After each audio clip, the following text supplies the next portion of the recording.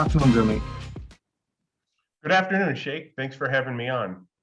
A very warm welcome. I'm very glad that you have accepted my invite and come on my show and taking your time. It's very glad. Your firm, like ICO, works with the U.S. government, and ICO works with Forbes. So that was kind of inspirational for me. So that's the reason I approached you, and I want to understand your journey and how you started up and how you have come into this and how your firm is doing. So that's the reason I asked you to come on the show. And I'm glad to be here. So I'm happy to talk about my journey. Shall I just go ahead and fill you in on that?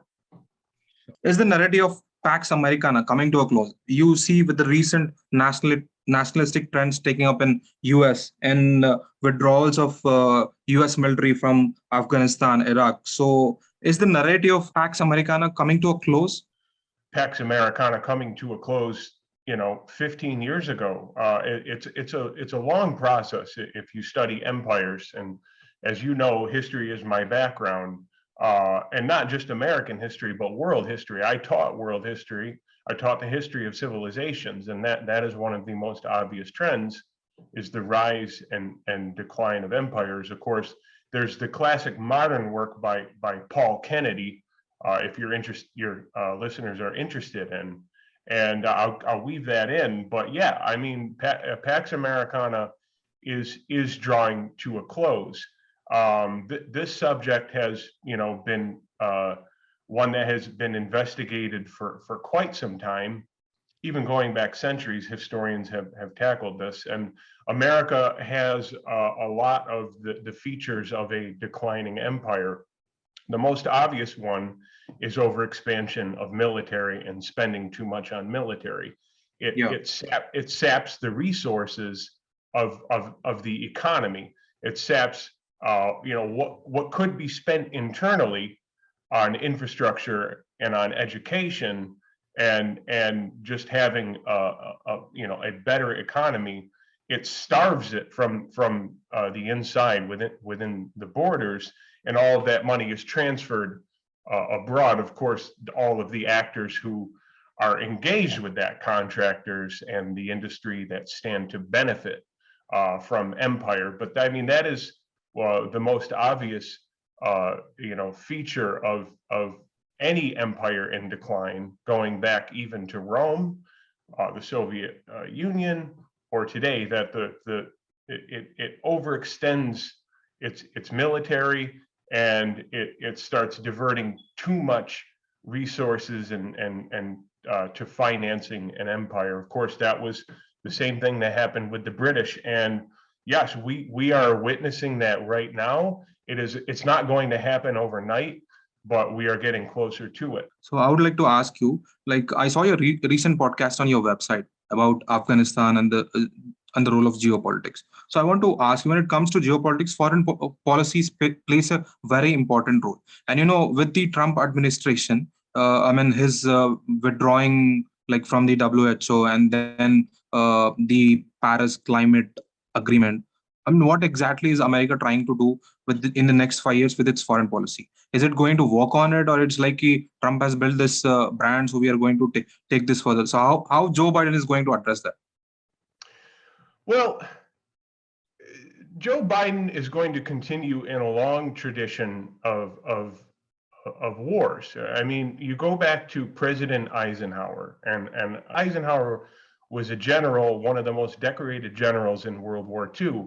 And on his very last day in presidency, before Kennedy assumed the presidency, he gave this powerful speech in which he warned of the military-industrial complex. He said that, kind of like what I just said in my previous answer, that the brightest minds and the biggest brains and a lot of the resources were being sapped by this military industrial complex. And since mostly every president, we've only seen warfare expanded. Of course, JFK did not want war in Vietnam, and I think that had a lot to do with his assassination. And in fact, I would say I know it had a lot to do with his assassination, on top of the fact that he was waging a war against the Central Intelligence Agency. Remember, he said he would break it up into 1,000 pieces and scatter it into the wind, and he fired the head of the CIA, who then oversaw the Warren Commission, which was the report that studied the assassination of JFK. But pretty much every president since then has expanded wars. Now, Trump was a unique exception in that no new wars came under him, although we came pretty close with Iran. So you're saying, what is Biden to do? Well, if they pull the troops out of Afghanistan, which is known very well, I'm sure, throughout the world, but especially in your country as the graveyard of empires, it's my assessment that it's not like they're bringing the troops home and saying, all right, boys and girls, you did your duty. You can retire now, or you can go into the private sector, or you can just go into personnel jobs. No, I think they've moved the troops out to reposition them, and I think what they're repositioning towards is either Iran, because Iran is on a list of nations that the United States has wanted regime change in. Yeah. Okay, but I have to expand on this. That's not conspiracy theory. General Wesley Clark, there's a video of him, you can see it on YouTube, talking about how a higher up went to him and said to him that, and this was either before 9/11, I think after 9/11, definitely after 9/11, a higher up went to him and said, we're going into 7 nations and we're doing regime changes. And every war that we've had since 9/11 have been those nations. So what's left on that list is Iran, or a pivot towards China and blocking the Chinese who want to oversee their sphere of influence in the South China Sea. And so there's not going to be like, where the United States is retreating, they're just shifting the energy to a different focus. That's my assessment. I don't know how to put this, but I've read somewhere like America, how it deal with Iraq, that was considered a failure. And now Afghanistan is considered to be a failure too. So do you think the battlefield for the wars is going to be the military industrial complex, or is it going to be the cyber wars and trade wars, like how Trump has done with the China and Russia? Well, trade wars lead to hot wars. You look at World War II, and one of the things that FDR did was he sanctioned Japan. Japan was a country that had no resources, so they had to have an imperialist foreign policy. That's why they attacked Manchuria, to feed their industrializing nation. And so, because Japan was a threat in the Pacific, FDR sanctioned them and blocked all trade to Japan, knowing that would provoke a response. And of course, that's what the Japanese did. They bombed Pearl Harbor. So trade wars eventually lead to hot wars. So put that aside. You're talking about cyber warfare. Well, look, the National Security Agency, NSA, which is one of the biggest, of the national security apparatus in Washington, D.C., is a part of that military industrial complex, and they hire some of the best hackers in the world. They're actually contractors for the NSA. And so when you talk about a move to cyber attacks and that kind of warfare, to me, it's still warfare from the military industrial complex. But I mean, it's not just going to be cyber warfare. As we saw, I mean, very likely it could be biological warfare. The notion of the lab leak theory is now in the Western media well established as no longer theory. It's just, who really is at fault? Is Dr. Anthony Fauci at fault? Of course, there's all kinds of evidence to point to the fact that he funded the Wuhan lab. And we know that, these kind of labs have been doing this. I mean, Fort Detrick in Maryland is one that has University of North Carolina, Chapel Hill. Ralph Barrick was engaged in gain of function research. So it's the next generation warfare, that is cyber warfare and bio warfare.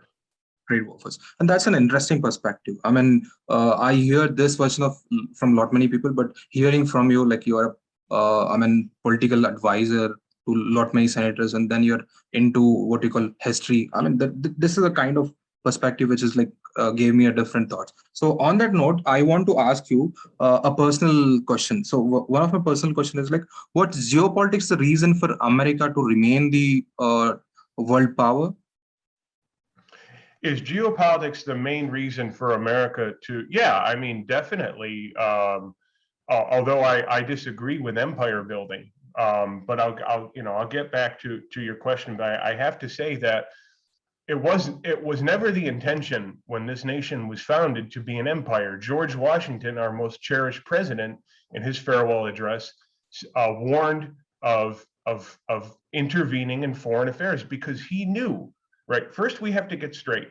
America is not a democracy. America is a republic, which means it's a limited government, which is supposed to protect the freedoms and liberty of the individuals. And so the nation was founded as a republic, but most of the founding fathers realized that you cannot be an empire and a republic. The two they're a contradiction. They're as different as night and day.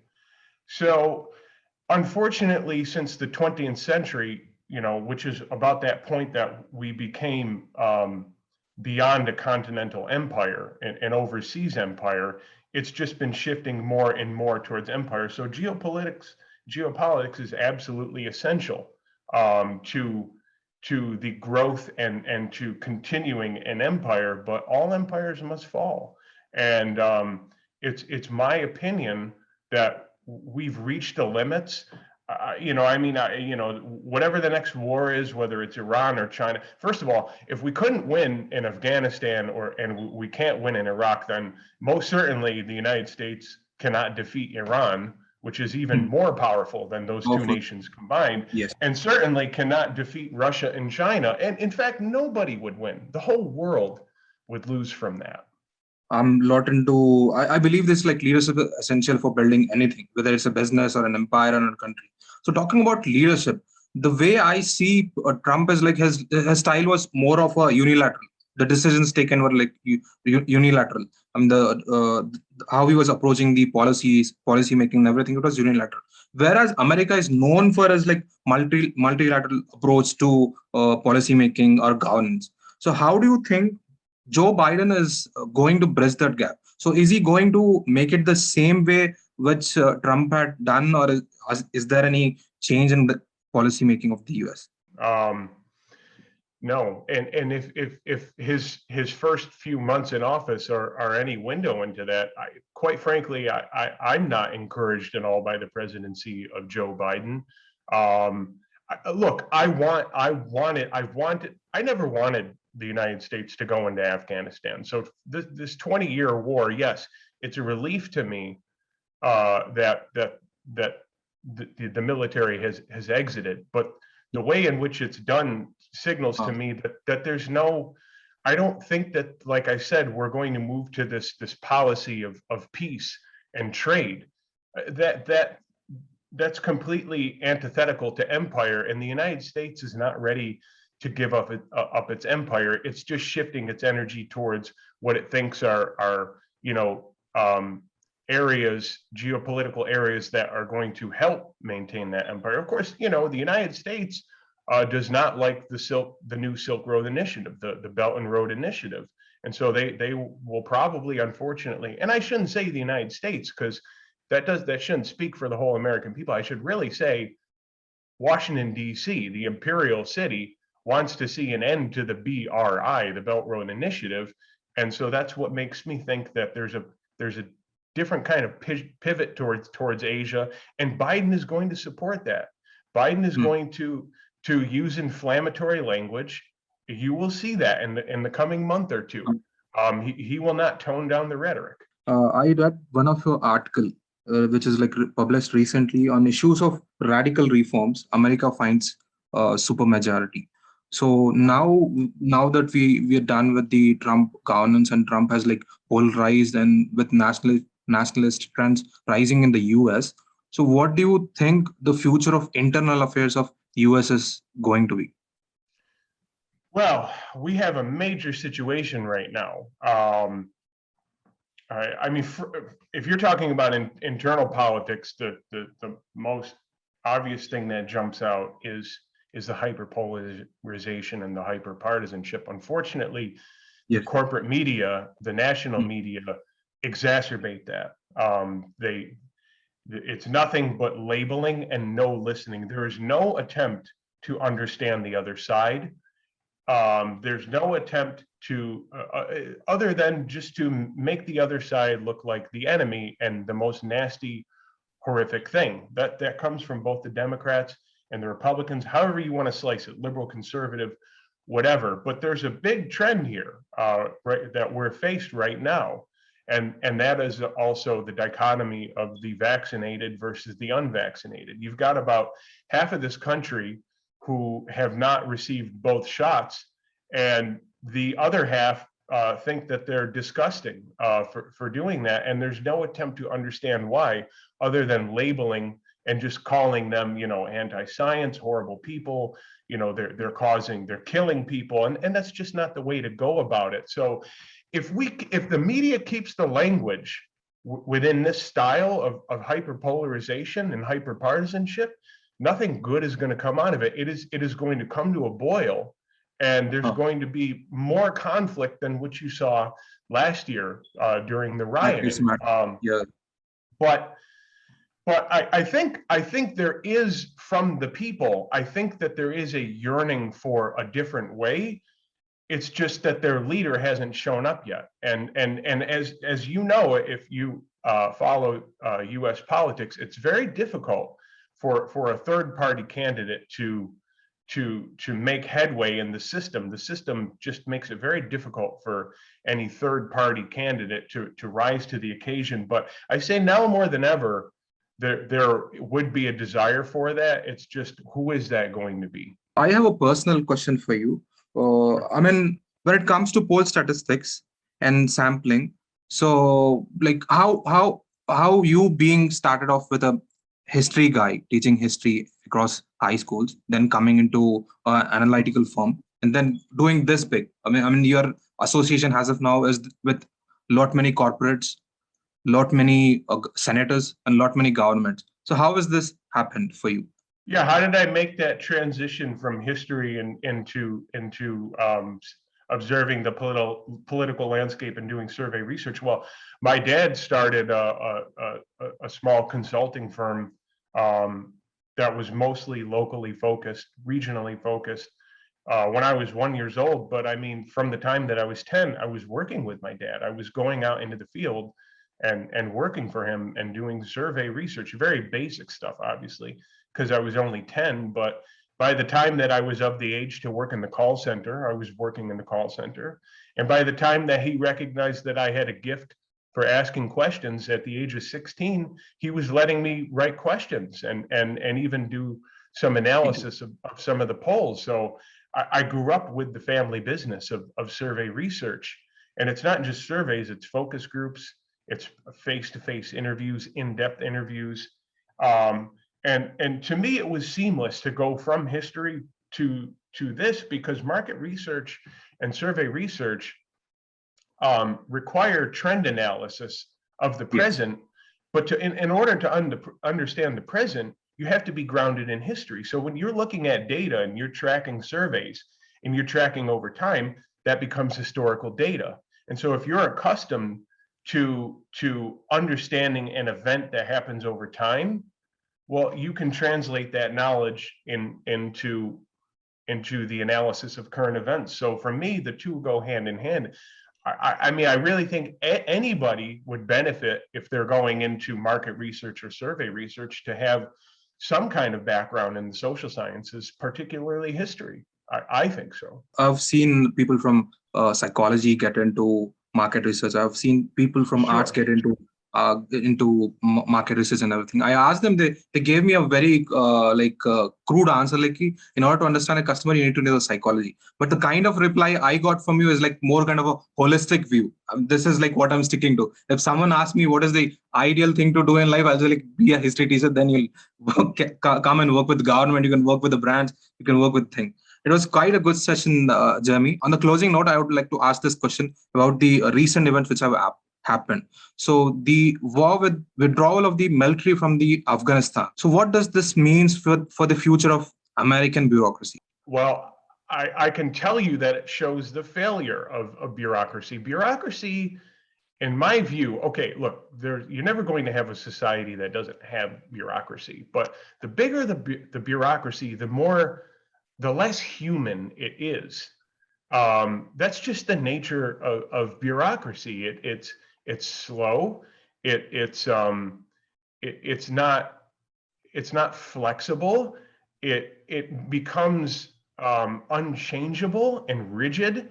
And so, I mean, I think that looking at what happened in this debacle is just the quintessential thing that you would see with large bureaucracies. They're cold, they're personal. Hey, on top of history, take a look at literature, and the great European author Franz Kafka can offer a lot of insight on the nature of bureaucracy, particularly his short story, The Castle, or The Trial as well. And yes, I in your question, I think was the answer that it shows the limits of top-down command, centralized control. We humans, yes, there are times when we can respond to that. By and large, I think humans do a lot better when there's less rigidity and when there's more of a personal touch.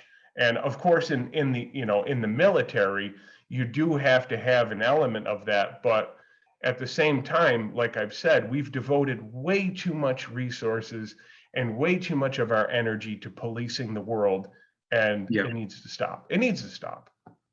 Glad to know that. I mean, I asked a lot of people. I mean, my friends have moved to US. I asked them, they're like, the spirit of America. They talk about a lot of stuff which are not related. But this thing, like, it stuck with my heart.